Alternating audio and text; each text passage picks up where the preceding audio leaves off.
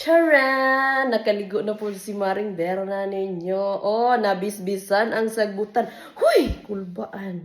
Kiatay, pastilan. So, wala pa naabot ako mga anak may buntag day sa inyo, no? Kay half day ra sila karon, mauli sila karon, uwi sila karon 11:30 ang out nila, no? And then magluto na ako kay makaon na sila, no? Magluto ta. Kay maura na itong pwede buhaton diri. So, moabot akong ugangan unya dapit kay manlaag daw me. So the mother-in-law will visit later alligator.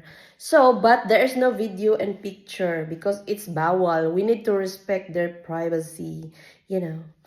That's how German are sometimes. They don't like picture, video. They want ambot na sapot ko English na pod na. Basta ana ra na niya. Sige reklamo ako man na kay di daw siya kasabot na di ako na lang mag-adjust usahay. So, maglaag-laag daw mi kay hapit na ba sila mo uli? Hapit na sila mo balik sa Germany this week na kasi basta na bakasyon ra na sila diri. So, later they're gonna visit here without Stefano. Oh my God, Daddy. Kasi Stefano is working there, looking money or hardworking ganun. Pag sure, hello, ka confusing ka, intimidate ba mag-English, no? Samo. Basta mo orat to. Basta maatos la dire good luck to me later. Spoken in dollars jud ta ani. Maulor ba ko mag-English sila ing tao pag Stefano ukira. Hiya ako.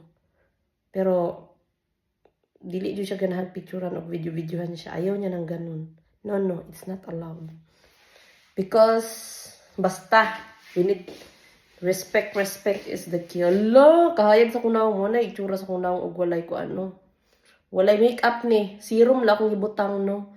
Nya mo nang gapalit ko og cream katong ni Agi kay dagan lagi kog dot diri unya. Walang rejuvenating dito zay. Ambot lang.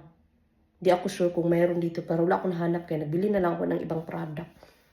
Nag-dry po akong skin sa lamig ba, so sobrang lamig. So, nagda-dry siya. Bumili ako ng special lotion.